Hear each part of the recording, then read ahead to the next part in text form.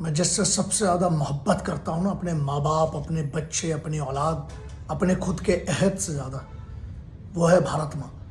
और मैं ये कह रहा हूँ, मुझे नहीं मनाना आज़ादी, मैं नहीं मनाऊंगा आज़ादी। दो कारण है उसके, आप मनाइए, यह कैसी आज़ादी। ये पोस्टमार्टम रिपोर्ट में एटॉप्सी है उस बच्चे की कलकत्ता में, क्या हुआ उसके साथ आपको पता है। लेकिन हमारे देश में है ना, बीजेपी के राज्य में होगा तो कांग्रेस बोलेगी बीजेपी की गलती है, जब कांग्रेस के राज्य में होगा तो बीजेपी। इसमें उस बच्ची का क्या है, उसके माँ बाप की कहानी पता है आपको। एक बाप के तौर पे नहीं, एक हिंदुस्तानी के तौर पर सोचिएगा, एक भाई के तौर पर। उस बच्ची के दोनों पैर बिस्तर के दो तरफ थे, उसको बीच से फाड़ दिया गया था। उसकी आंख, वो चश्मे पहनती थी, उस पर उंगलियां गाड़ कर उसकी उंगलियों, आंख के अंदर कांच मिले हैं। उस बच्ची का हाथ टूटा हुआ था, खून आ रहा था नाखूनों से, टुकड़ों में उसकी हड्डियां थी। उसके माँ बाप ने जब बोला कि हमें बच्ची की सिर्फ लाश दिखा दो, कैसे।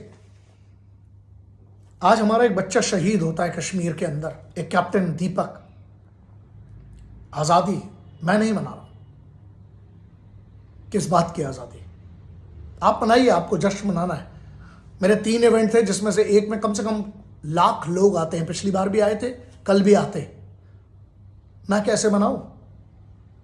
एक भाई के तौर पर, एक बाप के तौर पर, एक बेटे के तौर पर। आप मनाइएगा। मुझे पता है इस पर मुझे लोग गद्दार कह सकते हैं, कोई बात नहीं साहब। मैं विरोध पर भरोसा, मैं क्या कहना चाहता हूं, और सजा क्या है उसकी। जिसने उस बच्ची के साथ ये किया है, एक आदमी का काम लग रहा है। सीबीआई को इंक्वायरी दी गई, लेकिन पूरे के पूरे कंटेमिनेट, पूरा का पूरा उस जगह को कर दिया गया होगा। इस बंदे के साथ क्या होना चाहिए? क्रिमिनल पता है कौन है? चौथी शादी है इसकी, इसने अपनी बीवियों को भी मारा है। इसके पहले भी बहुत सारी, मैं उस पर नहीं जा रहा हूं। सिर्फ एक बात, आप अपना दायित्व तो देखिए। एक मर्द आप कहते हो अपने आप को, मैं जिम्मेदार हूं इसका, मैं मानता हूं, मैं गिल्ट में हूं। हर सरकार को लिखा है पत्र, हर सरकार से बोला है हाथ जोड़कर। 1999 से आज तक सिर्फ एक ही मांग करते आ रहा हूं, हर बेटी की ट्रेनिंग कराइए साहब। उस बच्ची की क्या गलती थी? हिंदुस्तान का सबसे बड़ा एग्जाम क्रैक किया उसने। निर्भया होता है तो कुछ दिन के लिए कैंडल जलती है, कुछ दिन के लिए हम झांकते हैं, उसके बाद सब मुर्दे सांस लेती हुई लाशें फिर शहरों में घूमने लगती हैं। क्योंकि मैं ये कह रहा हूं कि मैं नहीं मनाऊंगा आज़ादी, मुझे नहीं मनाना, तो लोग गद्दार भी लिख सकते हैं, कोई बात नहीं। आपके हिसाब से हूं, चलेगा। ये बात सदियों बाद या कुछ सालों बाद आप याद रखिएगा जो मैं आज कह रहा हूं। आज़ादी का मतलब, जब मैं वंदे मातरम कहता हूं ना, आज मेरे अंदर जितना गुस्सा है, मैं सिर्फ नहीं निकाल सकता। अपनी बेटी को देखिएगा घर में, अपनी बहन को देखिएगा जिसने राखी बांधी है, या उस बूढ़ी मां को जो घर में अकेले। और क्या मैं पहली बार विरोध कर रहा हूं कि वहां ममता दीदी की सरकार है इसलिए? उत्तर प्रदेश में किसकी थी? या जब है अभी, जब चाहे वो बरेली में कांड हुआ, वो चाहे दिल्ली में किसकी सरकार? ये तो सरकारें अलग अलग है ना।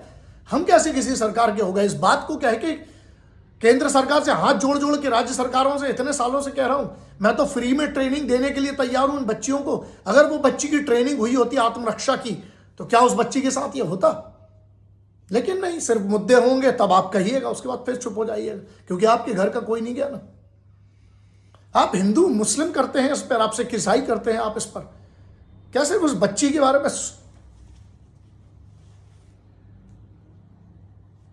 उसके माँ बाप को जो डेड, पोस्टमार्टम का मतलब पता है? उस बच्ची की चेहरा नहीं देखा होगा। सिर्फ इतना सोचना, आपकी बहन बेटी के साथ होता। मैं नामर्द नहीं हूं, मुझे मिल जाए ना तो मैं उसके साथ क्या करूंगा ये मेरी भगवती मैं जानता हूं। लेकिन सिर्फ इतना सा प्रश्न है, क्या ये आजादी है? इस देश की बेटियों के साथ जो हो रहा है, जो भी हुआ है, उसके बाद एक हमारा 26 साल का बच्चा शहीद होता है और हम आजादी का जश्न मनाएं। किस बात का? मुझे मत विश कीजिएगा, मुझे मत विश कीजिए, मैं नहीं मनाने वाला हूं। मैं चाहता हूं और बेहतर हालात हों। मैं बहुत अपने आप को रोक कर थाम के मुझे ये वीडियो करने के पहले भी, क्योंकि मैं वो विजुअल सोच सकता हूं जो हुआ होगा। क्या है पता है कितने प्रकार से चोट हुई है, उसकी ऑटोप्सी पड़ी है, ये मांगती उसका पेपर। और ये बच्ची ने क्या किया, अच्छी खासी पढ़ाई करके एक अच्छे परिवार से टॉपर थी वो, पूरी जिंदगी हर चीज सही किया उस बेटी ने। बस रात को 36 घंटे की ड्यूटी में से ऊपर गई थी थोड़ा सा आराम करने के लिए। और ये एक आदमी नहीं है, बहुत सारे होंगे। और तुम भी बलात्कारी हो, तुम भी जिम्मेदार हो, क्योंकि जब ऐसा कुछ होता है तब आप चुप रहते हैं। सोचना दोस्त, तुम्हारी बहन बेटी के साथ होता तो तुम्हारे अंदर के जज्बात क्या होते। इसमें पार्टी मत ढूंढो, अरे बीजेपी कांग्रेस आम आदमी सब मिलके, कानून वाली बात नहीं है, सजा कब मिलेगी। क्या वो बच्ची वापस आएगी? क्यों नहीं है डर इन बलात्कारियों में? क्या वो बेटी लौटा सकते हो उस माँ बाप की, जिस बेटी के 2 टुकड़े हुए, जिस बेटी के कहां से खून निकला, जिस बेटी के साथ आंखों में तो गर्दन की हड्डी तोड़ दी थी, या तो घुटने से टूटती है या चढ़कर तोड़ी जाती है उस गर्दन की हड्डी उस बच्ची की। मेरे पास शब्द होते हैं हमेशा, निशब्द हूं आज।